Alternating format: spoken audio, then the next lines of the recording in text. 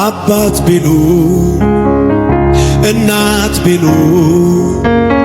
ወንድም ቢሉ እህት ቢሉ ወዳጅ ባልንጀራ ጌታ ሆይ ምን አለ